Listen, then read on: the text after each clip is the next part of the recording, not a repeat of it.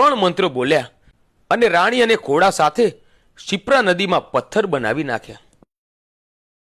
આ બાજુ વિક્રમ રાજા મસાણમાં આવ્યા. સામે માં મેલડી ચાલતી આવે છે. માના છૂટા વાળ છે.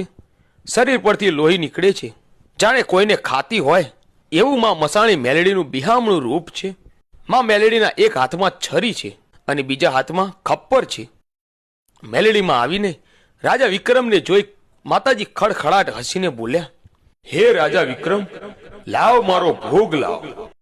વિક્રમ રાજાએ કટારી કાઢી, છાતી પર મારી કાળજું બહાર પડ્યું અને કાળ ભૈરવે ઝીલી લીધું.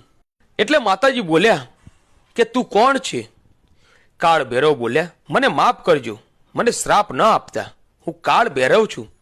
મને મા કાળકાએ મોકલ્યો છે આ રાજાનું કાળજું જમીન પર ન પડવા દેતા, નહીં તો માતાજી ભોગ નહીં સ્વીકારે.